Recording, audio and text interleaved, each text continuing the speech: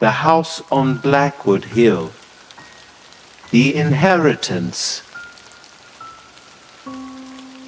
Jenna had always been curious about her family's past, but nothing could have prepared her for the letter she received one rainy afternoon. It was from a lawyer, informing her that she had inherited a property from her estranged great-uncle, a man she had never met. The property, a large mansion known as Blackwood House, was situated on the outskirts of a small, forgotten town called Ravenscroft. Intrigued and in need of a change, Jenna decided to visit Blackwood House. She invited her best friends Mark, Lisa, and Tom to join her for the weekend.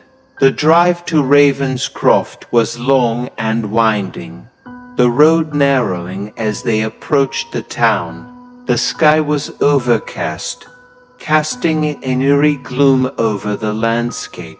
As they reached the top of Blackwood Hill, the mansion came into view. It was a towering, Gothic structure with dark, weathered stone walls and tall, narrow windows. The surrounding trees seemed to loom over it, their branches swaying in the wind like skeletal fingers. A chill ran down Jenna's spine as they pulled into the driveway. "Well, this is it," Jenna said, trying to sound more confident than she felt. They gathered their belongings and made their way to the front door. It creaked open with a loud groan, revealing a grand, but dusty interior. The air was thick with the smell of decay and neglect.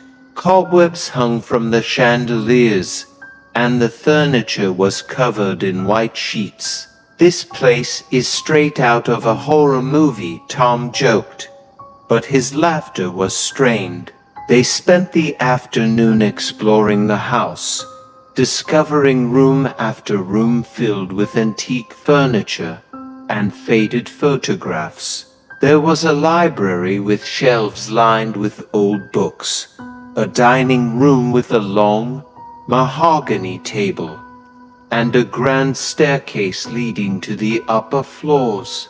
As night fell, they decided to make a fire in the large, stone fireplace in the living room. They sat around it, sharing stories and trying to shake off the unsettling feeling that had settled over them. "Did you hear that?"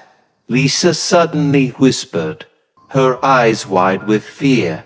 The others listened intently, but all they could hear was the crackling of the fire. Then, a faint sound reached their ears, a soft, whispering voice, as if someone was speaking just out of earshot. "Who's there?" Mark called out, standing up and looking around. The whispering continued, growing louder and more distinct. It seemed to be coming from the direction of the library. Jenna felt her heart race as she led the way, her flashlight casting eerie shadows on the walls. They entered the library, the whispering now almost a chant. The air was colder here, and the light flickered as if something was interfering with it.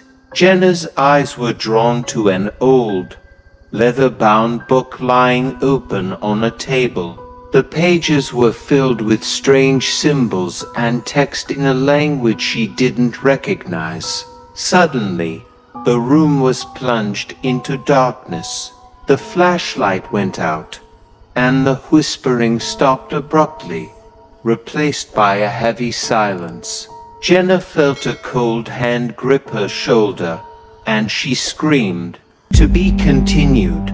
Don't miss the second part tomorrow night at 9 p.m. on Sadat TV.